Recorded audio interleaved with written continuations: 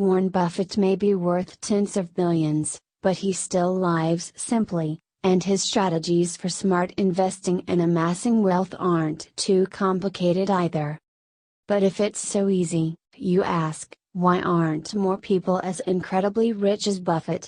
Because his approach takes the kind of discipline, patience and instinct that many either don't have or are unwilling to develop.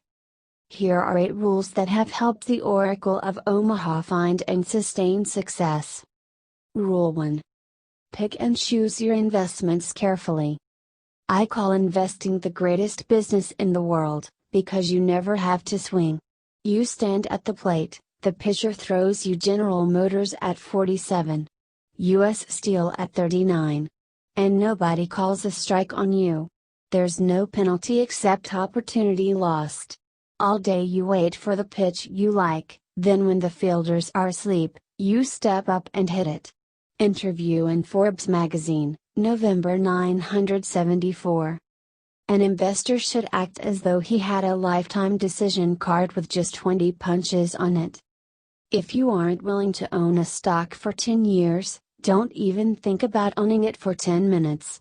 Put together a portfolio of companies whose aggregate earnings march upward over the years, and so also will the portfolio's market value.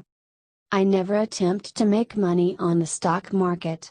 I buy on the assumption that they could close the market the next day and not reopen it for 5 years. Rule 2. Invest in companies you like. Buy into a company because you want to own it, not because you want the stock to go up. Buy a stock the way you would buy a house. Understand and like it such that you'd be content to own it in the absence of any market. Rule 3. Invest in quality companies at a discount. It's far better to buy a wonderful company at a fair price than a fair company at a wonderful price. Long ago, Ben Graham taught me that price is what you pay, value is what you get. Whether we're talking about socks or stocks, I like buying quality merchandise when it is marked down.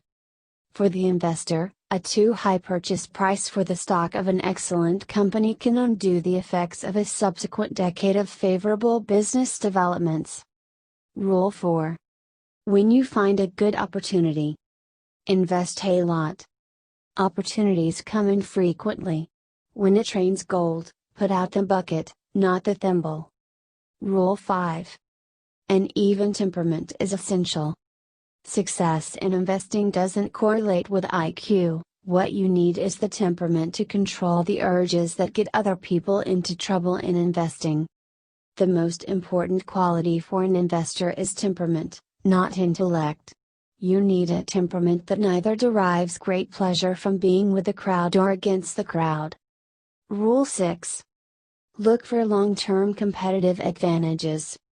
The key to investing is not assessing how much an industry is going to affect society, or how much it will grow, but rather determining the competitive advantage of any given company and, above all, the durability of that advantage. Rule 7. Don't listen to predictions or outside noise. I will tell you how to become rich. Close the doors. Be fearful when others are greedy. Be greedy when others are fearful. We've long felt that the only value of stock forecasters is to make fortune tellers look good. Even now, Charlie and I continue to believe that short-term market forecasts are poison and should be kept locked up in a safe place, away from children and also from grown-ups who behave in the market like children. 992 Berkshire Hathaway Chairman's Letter. Forecasts may tell you a great deal about the forecaster, they tell you nothing about the future.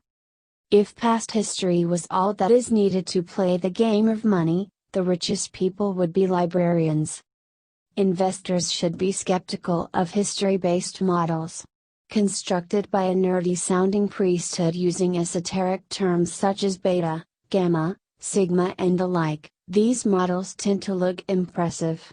Too often, though, investors forget to examine the assumptions behind the models. Beware of geeks bearing formulas. Rule 8. Become an expert at evaluating certain businesses.